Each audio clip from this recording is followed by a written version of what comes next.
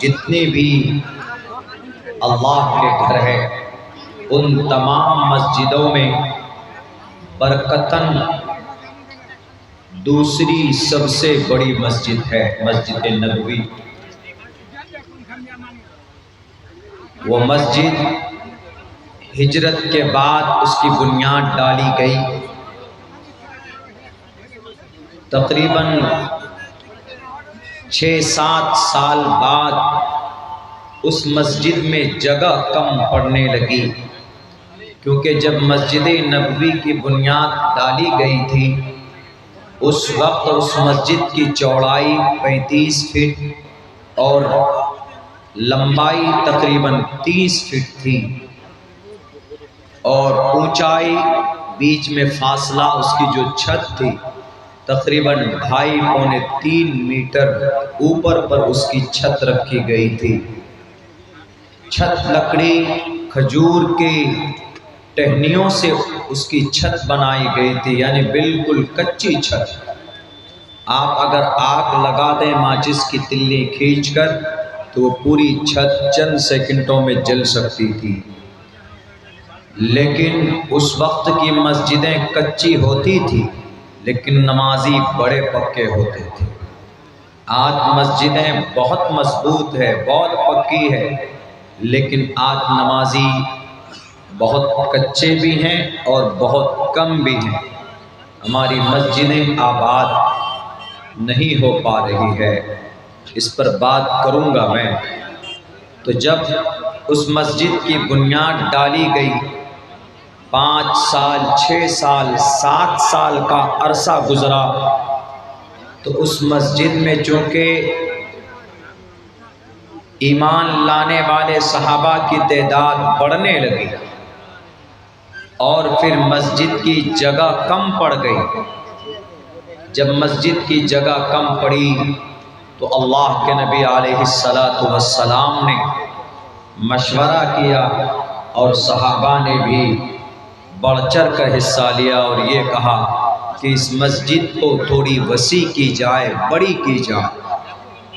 جیسے آج آپ کے گاؤں میں مسجد کے توسیع کے کام کے لیے جلسے ہوتے ہیں، نوجوان اس کو بڑھانے کے لیے محنتیں کرتے ہیں، تو اس وقت جب بات آئی سامنے کہ اس مسجد کو تھوڑی اور چوڑی کی جائے تو اس کی چوڑائی جہاں 35 فٹ تھی تو اس کی چوڑائی 20 فٹ اور بڑھانے کی بات ہوئی، اور لمبائی جہاں 30 فٹ تھی تو 15 فٹ اور بڑھانے کی بات ہوئی۔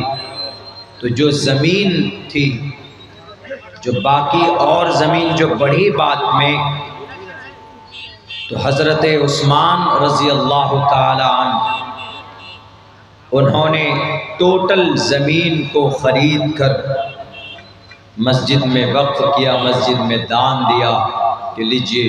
تو حضرت عثمان غنی رضی اللہ تعالی عنہ نے مسجد کی زمین خریدی اور اس مسجد کی وسعت کا کام ہوا، وہ مسجد بڑھائی گئی۔ اسی طریقے پر ہر ایک زمانے میں حضرت عمر فاروق کے زمانے میں وہ مسجد بڑھی، اور اسی طرح آگے بڑھتے گئے حضرت عثمان کے دور میں، اور دیگر صحابہ اور دیگر بعد میں آنے والے مسلم حکمرانوں نے اس مسجد کی توسیع کا کام کیا۔ تو بہرکیف کبھی کبھی مسجد ناکافی ہوتی ہے تو اس کو وسیع کرنے کے لیے اس کو بڑھاتے ہیں، لیکن الحمدللہ یہ آپ کی بستی کے لیے بڑی خوشی کی بات یہ ہے کہ آپ کی مسجد میں نمازیوں کی تعداد بڑھی ہے، جس سے آپ مسجد کو بڑھانا چاہتے ہیں۔ بڑھائیے اور بڑھائیے تاکہ کل قیامت میں سینہ تان کر کہہ سکیں کہ اللہ ایسے فساد اور ایسے بگاڑ کے وقت میں ہم نے مسجد بڑی اس لیے کی چونکہ ہمارے نمازی بڑھ گئے تھے۔ تو یہ آپ کا عمل، آپ کی مسجد کے اندر توسیع کا کام، یہ کل قیامت میں ممکن ہے اگر آپ کی نیت صحیح ہو تو یہ نجات کا ذریعہ بھی آپ کے لیے بن سکتا ہے۔ اس لیے بہت مبارک کام ہے جو آدمی مسجد بنانے میں تعاون پیش کرتا ہے، جو آدمی مسجد بنانے میں بڑھ چڑھ کر حصہ لیتا ہے تو وہ بہت ہی خوش نصیب انسان۔ آپ 100 200 300 400 500 روپے کا گوشت لا کر کھا کر ہضم ہو جائے گا، صبح آپ بیت الخلاء میں اس کو چلا جائیں گے تو وہ چیزیں وہاں پر صاف کر کے آ جائیں گے، لیکن آپ نے 500 سے 1000 روپے سے 100 200 روپے سے اگر کسی مسجد کی تعمیر میں آپ حصہ لیتے ہیں تو یہ چیزیں ضائع نہیں ہوتی، بلکہ یہ اللہ کے اکاؤنٹ پہ لکھا جاتا۔ رب قرآن کریم میں کہتا ہے ما عندکم ینفد وما عند اللہ باق، جو تمہارے پاس ہے وہ ختم ہونے والا ہے، اور جو تم نے وما عند اللہ باق، اور جو اللہ کے پاس جمع ہو گیا، اللہ کے پاس کوئی کیسے بھیجتا ہے پیسہ اور دولت، وہ نیکی کی شکل میں جاتی، جیسے آپ نے یہاں پر کچھ پیش کیا ہے، تعاون کیا ہے، یہ آپ کا بیکار نہیں جائے گا، بلکہ وہ اللہ کے پاس جمع ہو گیا۔ یہ میں نہیں کہہ رہا، یہ رب کا قرآن کہہ رہا۔ جناب محمد رسول اللہ صلی اللہ علیہ وسلم کی حدیث مبارکہ کہتی من بنا للہ مسجدا بن اللہ لہ بیتا فی الجنہ، آپ دنیا میں جس اعتبار سے مسجد بناتے ہیں، اللہ تبارک و تعالیٰ کل قیامت میں جنت میں آپ کے لیے اسی طرح کا محل تعمیر کر کے آپ کو دے گا۔ میرے بھائیوں، کبھی کبھی بہت دکھ بھی ہوتا کہ آدمی اپنی عبادت خانے کی تعمیر کے لیے کروڑوں روپے جمع کر لیتا ہے۔ ابھی ہمارے بھارت کے اندر ہماری مسجد کو شہید کر کے ایک بت خانہ بنایا گیا، تقریباً 5000 کروڑ روپے جمع ہوئے بنانے کے لیے اس مندر کو، جس کو رام مندر بولتے ہیں، بابری مسجد تھی پہلے، وہاں پر اس کو شہید کر یہ پیسہ دان کے پیسہ دان کر کے وہ پیسے آئے، حالانکہ مندر بنانے پر کل قیامت میں کوئی اجر ہے؟ کوئی اجر نہیں ہے، نہ ویدوں میں ہے، نہ رام مندر کے ماننے والوں کی کسی شاستر کے اندر ہے کہ تم اگر تم مندر بناؤ گے تو تم کو سورگ کے اندر کوئی بڑا مقام و مرتبہ دیا جائے گا۔ لیکن مسجد بنانے پر ضرور ہے، مسجد بنانے پر ان کے گرنتھوں میں بھی ہے کہ ہیتو برہمگتستان تی ستسنگتر دان وچارتوشا، کہا گیا ہے کہ ایشور کے نام کو جپنے کے لیے جو جس جگہ پر ستسنگ کی جاتی ہے، یعنی ایشور کی عبادت کی جاتی ہے، وہ جگہ قابل مبارک ہے، اس لیے کہ اس جگہ پر انسان کو شانتی ملتی، اس جگہ پر انسان کو، جس جگہ پر ایشور کا نام لیا جائے وہ جگہ امن کی جگہ ہے، جس جگہ پر پرماتما کا نام جپا جائے۔ اور مسجد میں ہم لوگ کیا کرتے ہیں؟ مسجد میں ہم لوگ صرف اللہ کا نام لیتے، مسجد میں صرف ہم لوگ اللہ کی عبادت کرتے، دوسرا اور کوئی کام مسجد میں نہیں ہوتا، یعنی اللہ کی بندگی کے لیے، اللہ تبارک و تعالیٰ ہی کے تعلق سے ان کی کتابیں سننے سنانے پڑھنے پڑھانے کے لیے مدارس بنتے ہیں، مکاتب چلائے جاتے ہیں، بلکہ اللہ کے نبی علیہ السلام نے مدینہ المنورہ میں بیٹھ کر وہاں کے پتھر پر بیٹھ کر محمد علیہ السلام نے دنیا کے تمام امور کے فیصلے کیے، سیاست ہو، سماجی کام ہو، ملی کام ہو، قوم کے لیے اگر کوئی بھی کام ہوتا تھا تو آپ علیہ السلام وہی مسجد نبوی پر بیٹھ کر وہ کام انجام دیتے تھے، یہاں تک کہ صحابہ کرام کو جنگ میں بھیجنے کا کام اسی مسجد نبوی سے ہوا کرتا تھا، مسجد سے ہوتا تھا، نکاح بھی ہو تو مسجد میں ہو، دینی کوئی بھی مشورہ ہو تو مسجد میں ہو، ہمارے بچوں کی تعلیم کا بندوبست مسجدوں کے اندر ہو، دنیا کو نہیں معلوم تو معلوم ہونا چاہیے کہ دنیا کا سب سے پہلا مدرسہ اگر کہیں پر تھا تو مسجد کے اندر تھا، جس کو آج دنیا اصحاب صفہ، مدرسہ صفہ جو مسجد نبوی کے بالکل قریب میں ایک چبوترا بنا دیا گیا تھا پتھر کا، تو صحابہ کرام وہیں پر بیٹھ کر قرآن کو سیکھتے تھے، اللہ کے نبی پر جو حدیث نازل ہوتی تھی اس کو یاد کیا کرتے تھے، اور جو صحابہ دور سے آتے تو وہ وہیں پر رکتے تھے، قیام کرتے تھے، اور اسی سے جو صحابہ پہلے سے قرآن اور احادیث کی جو جانکاری ہوتی تھی وہ ان سے سیکھا کرتے تھے۔ آج ہم لوگ مسجد سے الگ ہو گئے، آج صرف اذان ہو تو مسجد میں وہی 10-5 لوگ پہنچتے ہیں نماز پڑھنے کے لیے، باقی مسلم نوجوان، مسلم ہمارے سماج کا ایک بڑا طبقہ مسجد سے بالکل الگ تھلگ رہتا، جس کی بنیاد پر مسجد، اگر آپ مسجد کو آباد نہیں کریں گے، نمازیوں کی تعداد نہیں بڑھے گی، تو آپ کیا سمجھتے ہیں کہ وہ مسجد آپ کے لیے خیر کا ذریعہ بنیں گی؟ جب مسجدیں آباد نہیں ہوتی ہے تو مسجد کے دل سے پوچھو، ان کے دل سے ہو سکتا ہے آپ کے تباہی اور بربادی کے لیے کوئی آہ نکلتی ہے۔ میرے بھائیوں، دنیا کے اندر 4 مسجد کا چرچا میں کروں گا آپ کے سامنے، جن میں سے 2 مسجد ہیں جو محفوظ، باقی 2 مسجد ایسی ہے جو اتنی رو رہی ہے، اذان کی آواز کے لیے ترس رہی ہے، اور کوئی ایمان والا اس کو بچانے والا نہیں ہے۔ جہاں اذان کی آواز ہوتی تھی وہاں پر آج بت پرستی کے سانگ بجتے ہیں، گانے بجتے۔ مسجد نبوی، مسجد حرام، اللہ نے ان کو محفوظ رکھا، کوئی نہیں پہنچ سکتا، یہاں تک کہ دنیا کا سب سے بڑا فتنہ دجال اس دھرتی پر آئے گا، وہ پوری دنیا کو تباہ و برباد کرے گا، لیکن وہ ان دونوں شہروں میں پہنچ نہیں سکتا ہے۔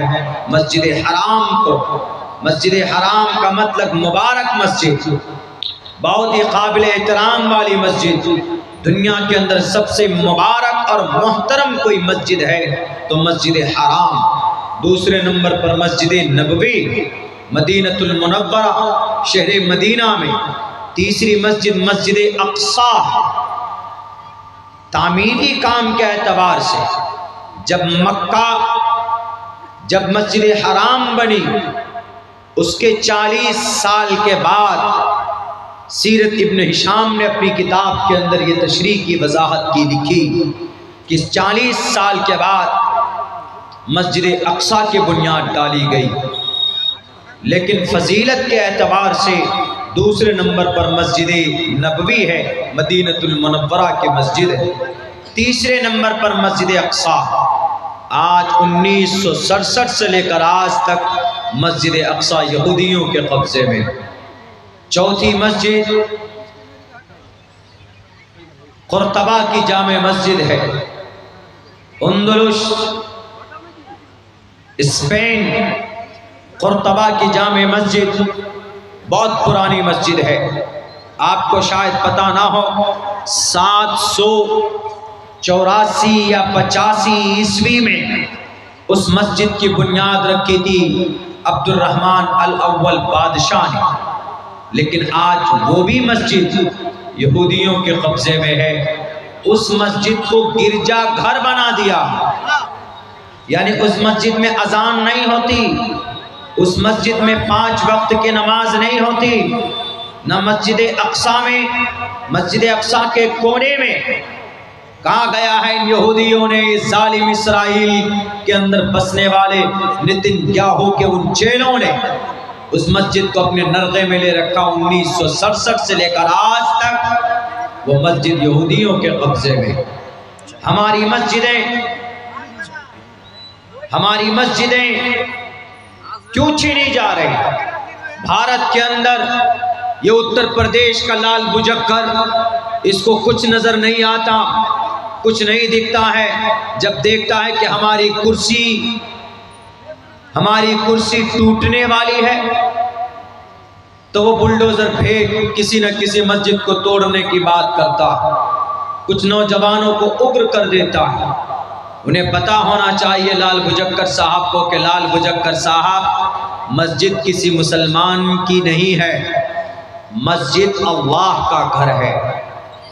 جس جگہ پر جو زمین مسجد کی ہے وہ اللہ کی ہو جاتی ہے، اور اللہ کو پوری دنیا میں سب سے مبارک اور پسندیدہ کوئی جگہ ہے تو وہ صرف مسجد ہے۔ ان احب البلاد الی اللہ مساجدها، تمام شہروں میں، تمام جگہوں میں، بلکہ روئے زمین پر رب کو اگر کوئی جگہ پسند ہے تو وہ مسجد، اور سب سے زیادہ ناپسند کوئی جگہ ہے اللہ کو تو مارکیٹ ہے اور بازار ہے، جہاں پر ہم لوگ اپنا مبارک اور اپنا قیمتی وقت ضائع کر دیتے۔ میرے بھائیوں، اس کو پتا ہونا چاہیے کہ یہ جو مسجد ہے یہ اللہ کا ہے۔ جس دن مسجد بنانے کے لیے کسی بندے نے زمین مسجد کے نام کی، وہ زمین وقف ہو گئی۔ وہ زمین وقف کا مطلب ڈونیٹ کر دینا، قربان کر دینا، کس کے لیے؟ اللہ کے لیے۔ مسجد ہے تو اللہ کے لیے، یا اگر کوئی زمین کسی مدرسے کے لیے، کسی مکتب کے لیے دے دی گئی تو وہ اللہ کی مخلوق کے لیے، اللہ کے بندوں کے فائدے کے لیے۔ انہی وقف کی پراپرٹی انہی کو بولا جاتا، جو مسجد ہے وہ وقف کی پراپرٹی۔ اور ہمارے بھارت کے اندر جو زمین وقف کی گئی ہے، یعنی ہمارے پوروج نے، بادشاہوں نے، مالداروں نے جو ہمارے ہندوستان میں جو زمین وقف کیے ہیں، پتہ ہے ان کی کتنی تعداد ہے، کتنے ایکڑ میں ہے؟ 9.5 لاکھ ایکڑ زمین وقف کی ہے بھارت کے اندر۔ 9.5 لاکھ ایکڑ زمین، 9 ایکڑ نہیں، 900 ایکڑ نہیں، 9000 ایکڑ نہیں، 9.5 لاکھ ایکڑ زمین وقف کی ہے، یعنی اللہ کے نام پر لوگوں نے وقف کیے ہیں۔ انہی زمین کو ہڑپنے کے لیے، انہی زمین پر ناجائز تسلط جمانے کے لیے، انہی زمین پر ناجائز قبضہ کرنے کے لیے mister prime minister mister Modi ji نے ایک نیا سنشودھن لانے کی بات کہی۔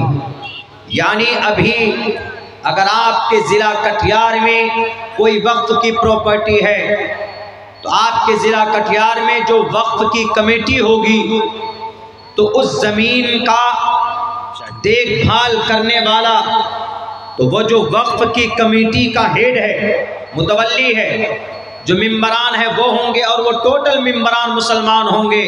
یہ ابھی تک تھا، لیکن جب یہ قانون آئے گا تو آپ کے کٹیہار میں وہ جو وقف کے ٹیم کا جو سب سے بڑا سردار ہوگا وہ ڈی ایم ہوگا، اور 2 غیر مسلم ہوں گے اس کے ممبر۔ یعنی سنستھا ہماری، زمین ہماری، دیکھ بھال کرنے والے آپ کون ہوں گے جی؟ ڈی ایم کیوں ہوگا؟ اور 2 غیر مسلم ممبر کیوں ہوں گے؟ یہ بات سمجھ کے خلاف ہے۔ اسی کے لیے ہم لوگ پروٹیسٹ کر رہے ہیں، اسی کے لیے ہم لوگ احتجاج کر رہے ہیں کہ ہمیں یہ قانون پسند نہیں۔ جب زمین ہماری ہے، آپ کے گاؤں میں جو مسجد ہے، وہ جس نے بھی زمین دی یا دیں گے، وہ زمین مسجد کا متولی بیچ نہیں سکتا ہے، یا مسجد کے کام کے علاوہ دوسرے کام میں استعمال نہیں ہو سکتا ہے، چونکہ ایک چیز جب وقف ہو گئی اس کو نہیں بیچ سکتے۔ لیکن mister prime minister mister Modi اس کو بیچنا چاہتے، بیچا ہے۔ ممبئی کے اندر جو سب سے بڑا ادیوگپتی ہے امبانی صاحب، ان کی جو ڈپلیکیٹ جنت ہے انٹیلیا، 4000 اسکوائر فٹ پہ ہے، 21 کروڑ، ماتر 21 کروڑ۔ حالانکہ 21 کروڑ اس کے لیے کوئی بڑی رقم نہیں ہے، 21 کروڑ روپے میں انہوں نے وہ زمین خریدی۔ جب تحقیق کی گئی پتہ یہ چلا کہ وہ وقف کی زمین ہے۔ وقف کی زمین کوئی نہ بیچ سکتا ہے نہ کوئی خرید سکتا۔ وقف کی زمین کو صرف قوم کی فلاح کے لیے، سماج کی ترقی کے لیے، اللہ کی عبادت کے لیے، اللہ کو راضی کرنے کے لیے استعمال کیا جا سکتا، اور کسی دوسرے یا تیسرے مقصد کے لیے نہیں ہو سکتا۔ لیکن اس کو 21 کروڑ روپے میں بیچا گیا، اور ابھی اس کا کیس کورٹ میں چل رہا۔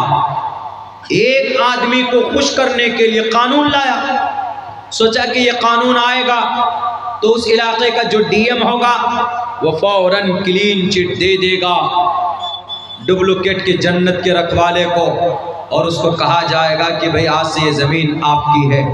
میرے بھائیوں، وقف کی پراپرٹی کوئی نہیں بیچ سکتا۔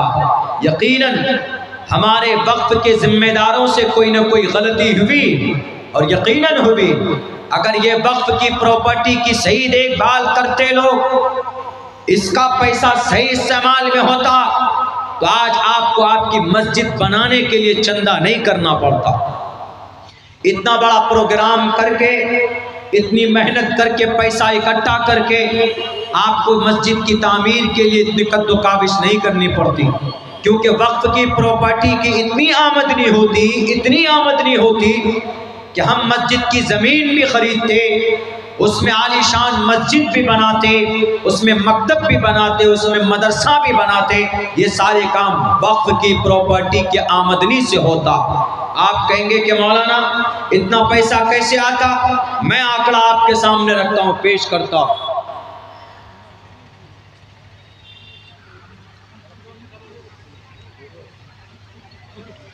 شکریہ، جزاک اللہ۔ مہاراشٹرا میں 30% وہاں پر 1 لاکھ ایکڑ زمین مہاراشٹرا میں ہے وقف کی، ان میں سے 70,000 ایکڑ زمین ناجائز قبضہ ہے اس پر، یعنی وقف کے پاس نہیں۔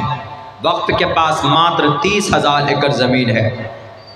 اس 30,000 ایکڑ زمین پہ جو کرائے پہ ٹاور لگا ہے نا، ٹاور، موبائل کا ٹاور، ریڈیو کا ٹاور، یہ سب، اس ٹاور سے جو کرایہ آتا ہے سالانہ 30,000 ایکڑ زمین میں کہیں کہیں ہے، وہ پوری 30,000 زمین پر نہیں ہے لیکن کہیں کہیں پر ہے، تو اس سے جو پیسے آتے ہیں 1 سال میں 10 کروڑ روپے کی آمدنی ہے صرف صوبہ مہاراشٹر میں وقف کی پراپرٹی۔ بتائیے اگر صوبہ مہاراشٹر کی وقف کی جو کمیٹی ہے، اگر ان 10 کروڑ روپے کو صحیح سے استعمال کرے، مسجد کے اماموں کو تنخواہ دے، مسجد کے مؤذنوں کو تنخواہ دے، جہاں مکتب نہیں ہے تو مکتب بنائے، جہاں قرآن و حدیث کا درس نہیں ہوتا اس کے لیے مدرسہ بنائے، قوم کا، سماج کا بڑا کام ہو سکتا ہے کہ نہیں ہو سکتا؟ بالکل ہو سکتا، لیکن نہیں کرتے۔ جب مسلمان کا عمل برا ہوتا ہے تو اللہ مودی اور یوگی جیسے لوگوں کو بھیجتا ہے۔ جب پوری دنیا کے مسلمان کا عمل گندا ہوتا ہے تو اللہ اسرائیل اور روس جیسا ظالموں کو مسلط کرتا ہے ارض فلسطین پر۔ پہلے لوگوں نے بے ایمانی کی۔ ایک گھر ہے، مثال کے طور پر آپ کی شہر کٹیہار میں وقف کا گھر ہے، بلڈنگ ہے، اس کا کرایہ اب سے 50 سال پہلے، اس گھر کا 50 سال پہلے 100 روپے رکھا گیا۔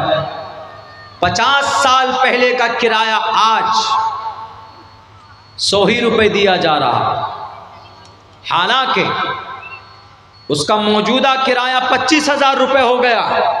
25,000 روپے لیتا ہے کرایہ کون؟ جو وقف کا ذمہ دار ہے، لیکن وقف کی رجسٹرڈ میں صرف 100 روپے لکھتا ہے۔ اللہ کا عذاب آئے گا کہ نہیں آئے گا؟ آپ کہیں گے کہ مولانا مسٹر موڈی جی قانون لے کر آئے، ہم وروध کریں گے۔ ارے ہمارا عمل دعوت دیتا ہے ان کو قانون بنانے پر۔ اس کا منسٹر نے کیا کہا؟ مسلمانوں کے پاس جو 9.5 لاکھ ایکڑ زمین ہے، ان میں سالانہ جو انکم آنا چاہیے وہ 9.5 لاکھ ہزار کروڑ جمع ہونا چاہیے۔ ان کے حساب سے نہیں ہو رہا اتنا پیسہ جمع۔ اگر ہمارے ملک ہندوستان کی وقف کی پراپرٹی کی آمدنی کو جمع کیا جائے تو ہم بھارت کے اندر 10 دن تک پورے بھارت کے لوگوں کو بٹھا کر کھانا کھلا سکتے ہیں، اتنی آمدنی۔ لیکن ٹوٹل پیسہ امانت داری کے ساتھ ہم تک نہیں پہنچتا ہے، ٹوٹل پیسہ نہیں آ پا رہا۔ اسی وجہ سے جب آدمی کا عمل برا ہوتا ہے نا تو اللہ تبارک و تعالیٰ پھر مدد نہیں، اللہ تبارک و تعالیٰ پھر ظالموں کو مسلط کرتے۔ میرے بھائیوں، یہ زمانہ ہے اپنے عمل کو سدھارنے کا۔ ابھی تو 2 مسجد کی مثال میں نے آپ حضرات کے سامنے پیش کی۔ مسجد اقصی جس کی فضیلت، جس کا تذکرہ رب نے قرآن کریم کے اندر کیا اور یوں کہا ہے سبحان الذی اسری بعبدہ لیلا من المسجد الحرام الی المسجد الاقصی۔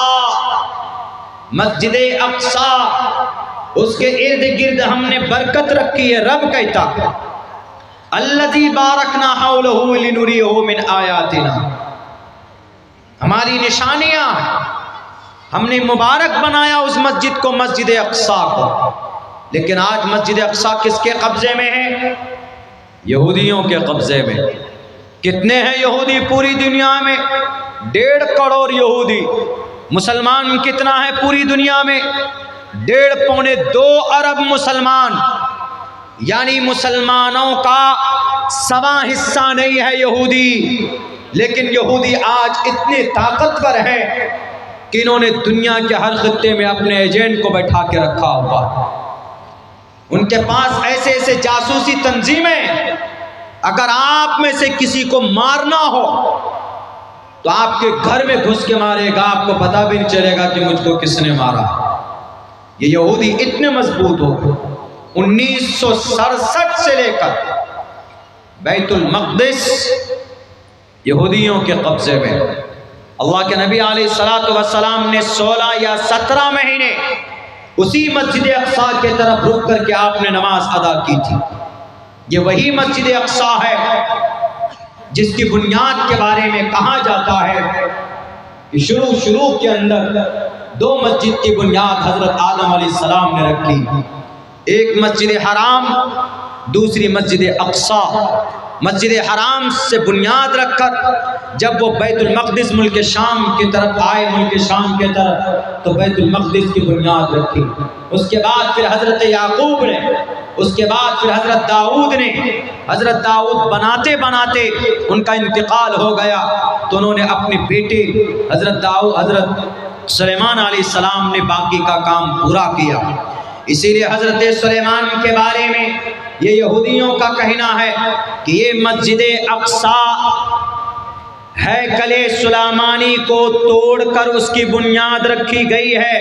ہیکل سلیمانی کا مطلب حضرت سلیمان علیہ السلام کی محل، حضرت سلیمان علیہ السلام کا دربار، اس کو توڑ کر مسلمانوں نے اس پر بنیاد رکھی، یعنی محمد علیہ السلام کے ماننے والوں نے اس پر بنیاد رکھی ہے۔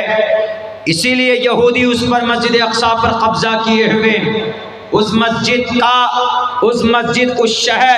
وہ شہر یہودیوں کے نظر میں بھی قابل احترام ہے اور مسلمانوں کے بھی نظر میں قابل احترام ہے، اور نصارہ یعنی جو عیسائی ہیں ان کے نظر میں بھی قابل احترام۔ تینوں لوگ جھگڑ رہے ہیں، لیکن تاریخ کی کتابوں میں دیکھیں گے تو حضرت سلیمان علیہ السلام کا وہ ہیکل نہیں، وہ دربار نہیں تھا، بلکہ انہوں نے وہ مسجد وہاں پر بنائی تھی، اور پھر وہ مسجد بنی، بڑی مبارک مسجد بنی۔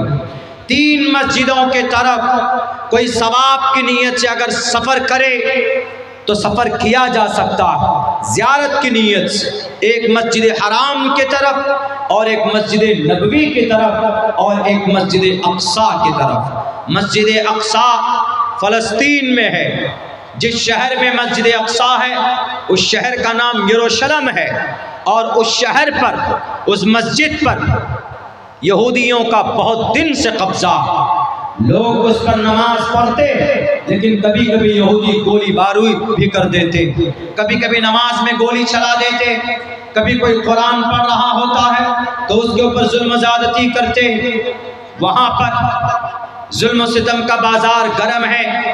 البتہ یہ مسجد پہلے بھی یہودیوں اور نصرانیوں کے قبضے میں گئی، لیکن قربان جائیے ایک بڑے عظیم سپہ سالار سلطان صلاح الدین ایوبی نے یہ مسجد جب یہودیوں کے قبضے میں گئی تو 16 مرتبہ جنگ لڑی انہوں نے، سلطان صلاح الدین ایوبی نے 16 مرتبہ جنگ لڑی، تب جا کر مسجد اقصیٰ کو آزاد کیا اور کرایا 1100 عیسوی کے اندر، یعنی اب سے تقریباً 1000 یا 1100 سال پہلے کی بات۔ سلطان صلاح الدین ایوبی اس مسجد کو آزاد کرنے والے، اس مسجد کو فتح کرنے والے، اس سے پہلے حضرت عمر فاروق رضی اللہ تعالیٰ عنہ تھے۔